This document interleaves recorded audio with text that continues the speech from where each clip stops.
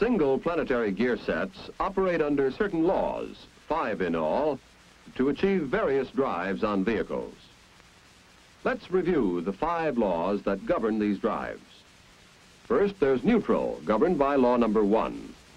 When there is an input and an output, but no reactionary, the result is neutral.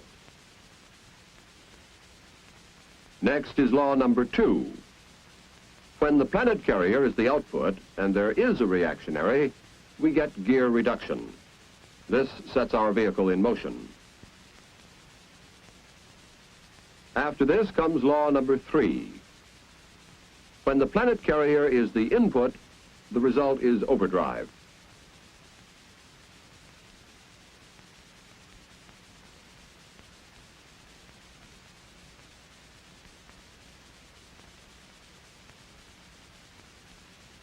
Then there's law number 4.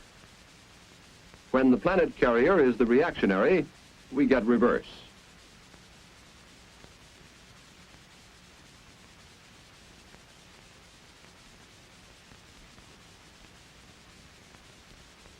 And finally, law number 5. When any 2 members are locked together, the result is direct drive. But for the mobility required today, many vehicles must have more speeds and capabilities at their disposal. One way to get this required mobility is by changing the relative sizes of gear members in a set. To widen the selection of ratios still more, we can use 2 or more sets in combination. Such combinations, called multiple planetary gear sets, are typical of certain transmissions. To demonstrate how connecting the sets multiplies ratios, let's use just 2 sets first. We'll put both sets in reduction.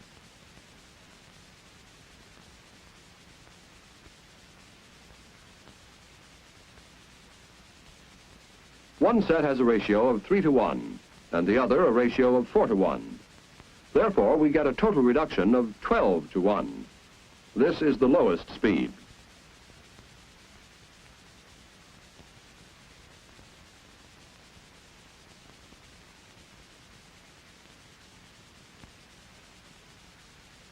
Now, by putting the small gear set in direct drive and keeping the large one in reduction, we get a total reduction of 4 to 1. This is second speed.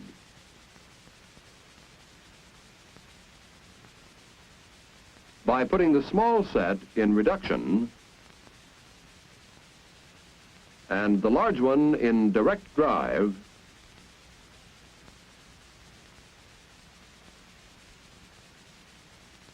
we get a 3 to 1 reduction, or third speed.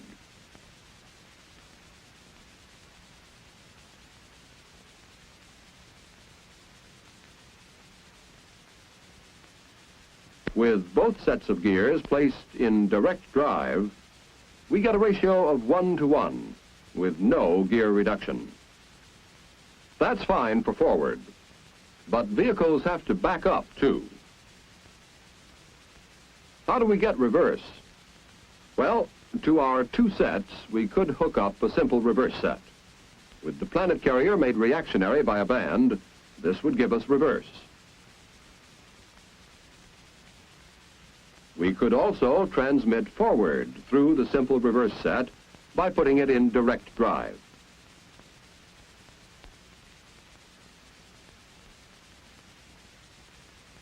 Actually, such a reverse would be too bulky.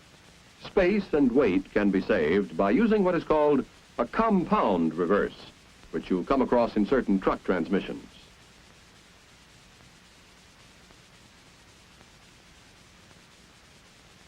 With our compound reverse model, let's keep in mind that this is our front set, this is the intermediate set, and this the reverse unit. To see how this works, let's build up the compound reverse unit step by step. The ring gear of the intermediate set is connected by this shaft to the sun gear of the reverse unit. This connecting shaft is hollow to allow the output shaft to pass through it and connect the planet carrier of the intermediate set to the planet carrier of the reverse unit. We have the planet carriers of these two units connected by the output shaft. And we have the ring gear of the intermediate set connected to the sun gear of the reverse unit.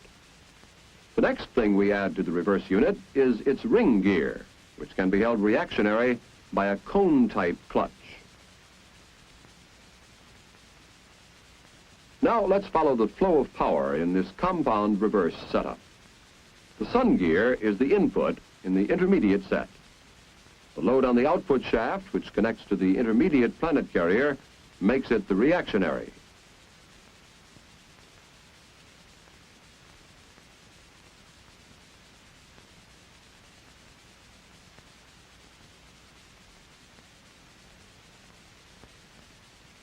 With this planet carrier reactionary, the intermediate ring gear will move in a direction opposite to that of the sun gear, which is driving.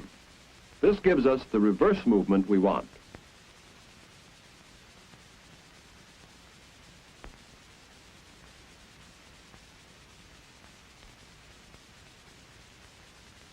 This reverse movement of the intermediate ring gear is transmitted by this connecting shaft to the sun gear of the reverse unit.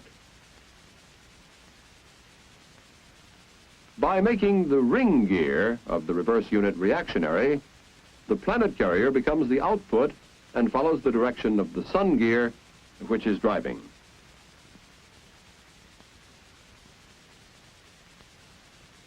The reverse planet carrier transmits the reverse through the output shaft to the wheels.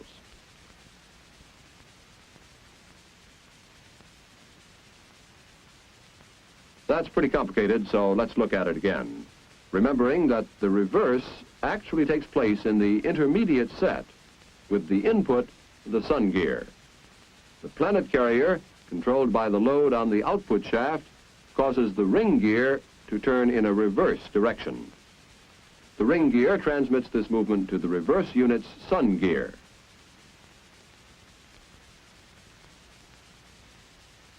Locking the ring gear in the reverse unit gives the reverse planet carrier, which is now the output, no other course but to follow the sun gear's reverse direction. Thus, the output shaft and the wheels also turn in reverse, and our vehicle backs up. We can also go forward by releasing the reverse unit from the hookup. We place the intermediate set in reduction and keep the front set in reduction.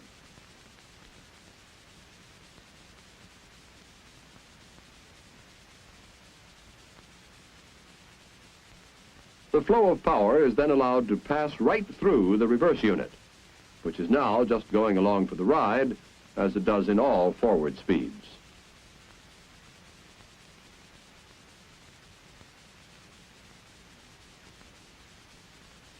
Talk about going along for the ride. In this truck, the driver might be doing just that, because the combination of planetary gears and hydraulic controls does most of his work for him. We can get even greater variations in output ratios by adding another source of power to the planetary gear setup, giving us two inputs. One input is used to drive one of the gear members, the ring gear in this case. This input is run at a fixed speed.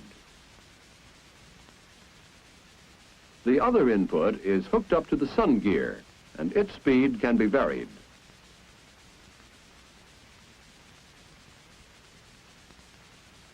First, let's rotate the sun gear in the same direction as the ring gear, which maintains its fixed speed.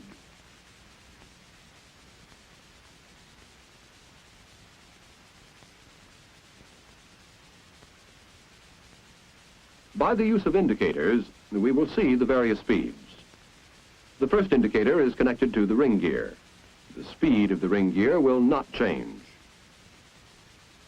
The second indicator is connected to the sun gear. The sun gear speed can be varied. The third indicator is connected to the output. Now let's increase the speed of the sun gear. This results in variation of the output speed. The faster we drive the sun gear in the same direction as that of the ring gear, the greater will be the output speed.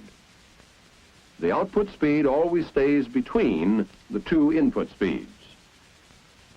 No matter how we vary the sun gear speed, the output always stays between the two input speeds.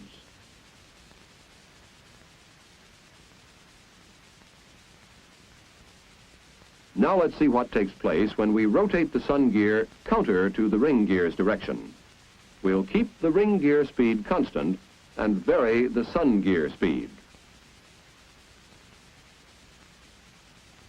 The direction of the member with the faster tooth speed, that means the greater number of teeth passing a given point, is the direction that the planet pinions will follow.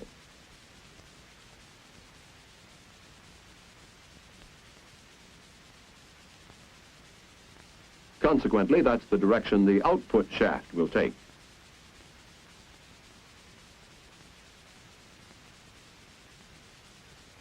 Increasing the counter rotation of the sun gear slows down the output speed. When both input tooth speeds are equal, the output shaft stops. By increasing the speed of the sun gear still further, its tooth speed goes beyond that of the constant input and pulls the planet carrier with it, causing the output shaft to reverse its direction.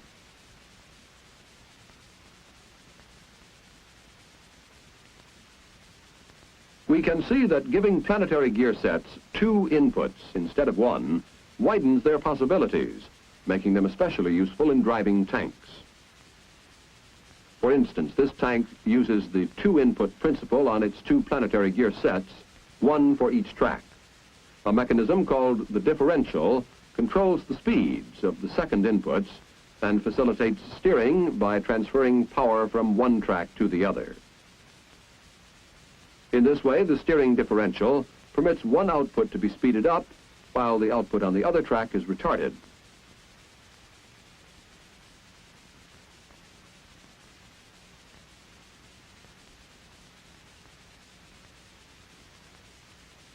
We can even make the tracks go in opposite directions and give us a pivot turn, like this tank about facing in its own length.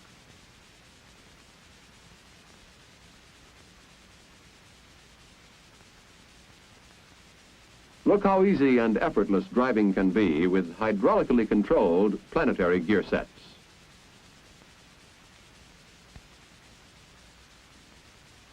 Just a slight push of the wobble stick to the right, and 50 tons of steel obediently turn in that direction. Any movement of the wobble stick gets a response from the tank because it hydraulically controls clutches and bands inside the transmission with practically no more effort than was used to apply the clutches and bands on the model.